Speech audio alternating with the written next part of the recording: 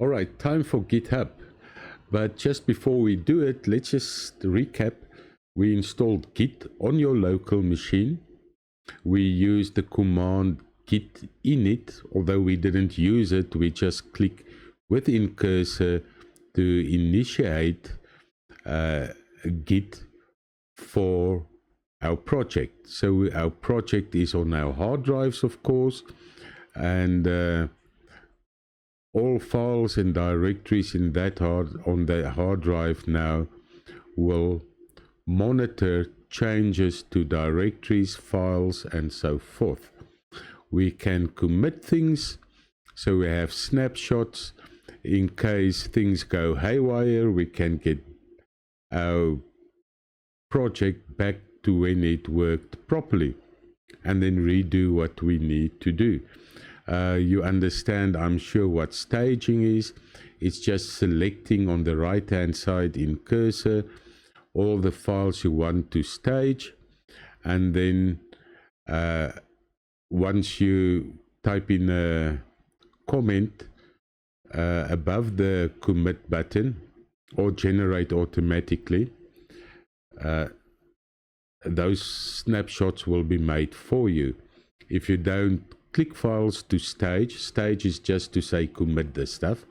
If you didn't choose anything, cursor will ask you, hey, nothing is staged, should I just stage everything for you that changed and committed? You say yes, and it's done. Now when we're going to work remotely, we're going to use GitHub to do that.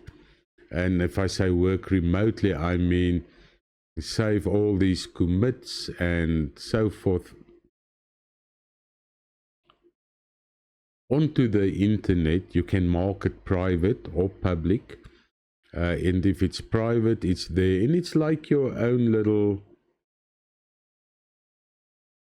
update space that in case your laptop blows up or gets stolen or something, you have your whole project still available on GitHub. So Git is on your computer, and you can think of it as your private diary, where GitHub is on the internet.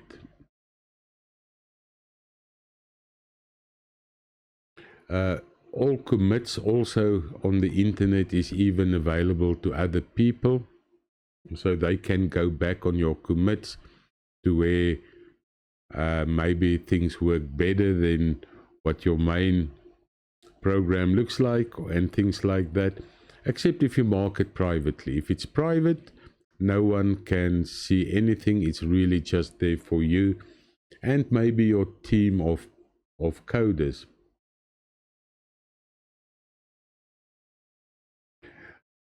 Right, so you can also experiment without being worried about what happens to your code.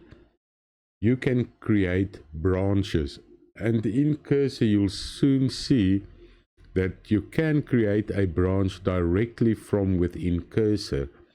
Then as you work in the branch, that branch will never be your real life application until you take that branch and you merge it with your current code.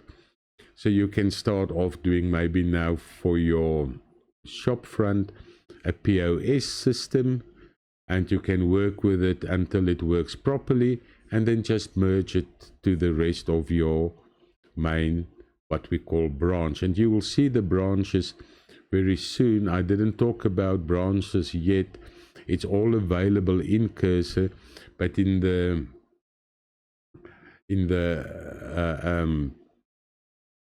GitHub platform, you can visually see it much better, so that's why I'll explain it there. So you can work on branches, that's one of the features. And why does all this matter in cursor? Without Git,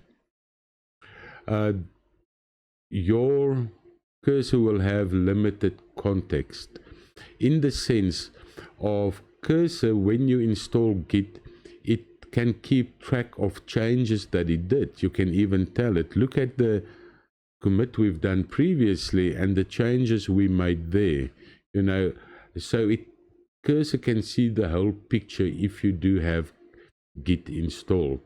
So AI sees your entire history.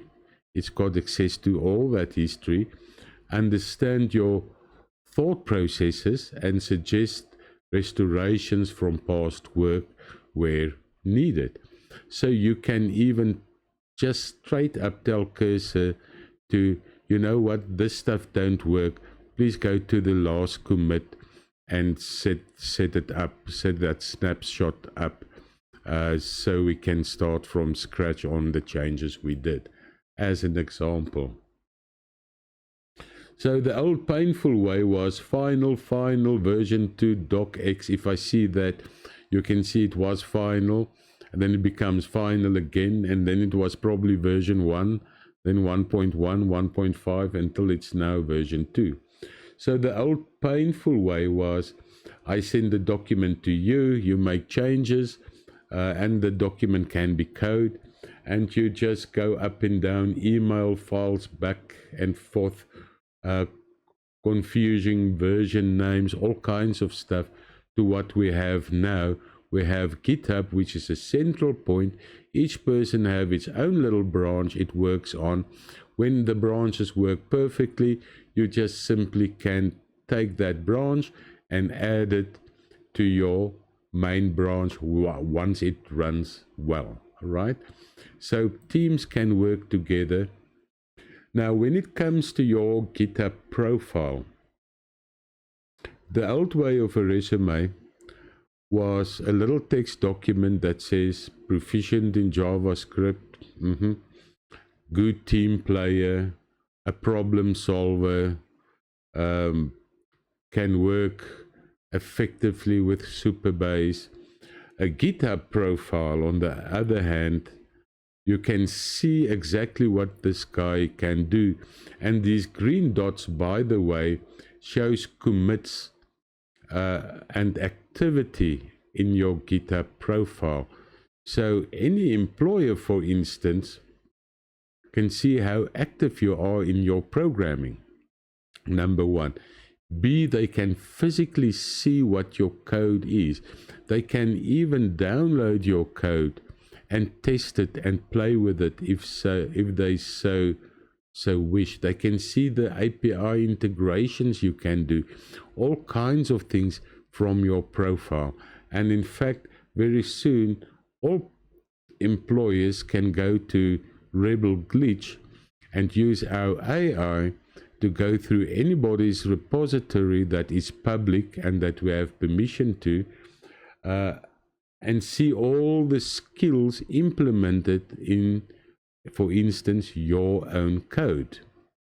So a GitHub profile is your showcase, and it shows what you can do, not how often did you pass an exam or show up for class. It is what can you do, and it can compare that with the latest, greatest technologies that you are efficient in, and your chances to get at least an interview is so much better than just simply having a piece of paper telling people what you can do.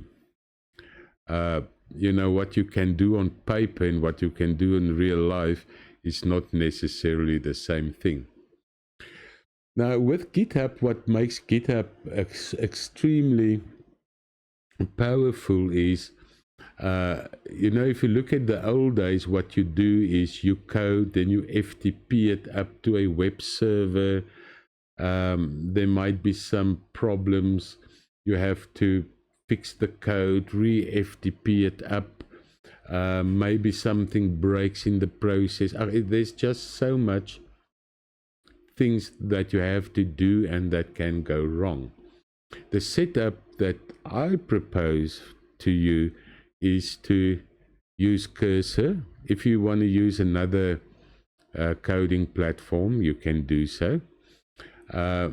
Commit your code once you're happy with it. That code can then be synced to GitHub, and we're going to do that in the next lesson. And Netlify will immediately be triggered, and Netlify will take that code, put it in on the real live server, and you'll have your site live by a simple click of a button that says commit and sync.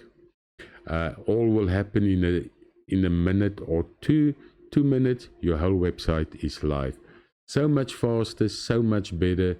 And yes, you can also go to a previous snapshot, all right, and your Netlify will then revert back to that screenshot when everything worked perfectly, just in case you missed something before you synced. So it's the automatic butler. You can think of GitHub, from code to live site in under 2 minutes. And it's really just pressing a button or two.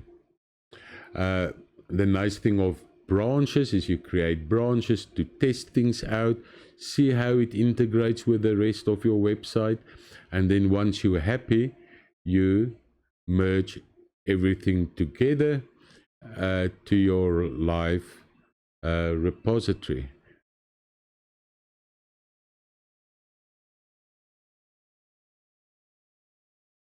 All right, so it's time to install, or not install, but to log into GitHub. So you need to create yourself a GitHub account. Easy to get to GitHub. You simply say github.com, like there, github.com, and then create a username and password for yourself. This needs to be remembered because we need to hook that up to your Netlify as well as to your cursor. So please go ahead, create a new account for you, and once you've done that, we're going to continue with the next lesson, where we will look in detail what happens on GitHub, how to connect it to cursor, and so forth. Once you're inside GitHub, you can play around a little bit, but I'll suggest immediately start with the next video so I can take you step by step on how to use GitHub properly and connect it to your cursor. So I'll see you in the next video. Bye.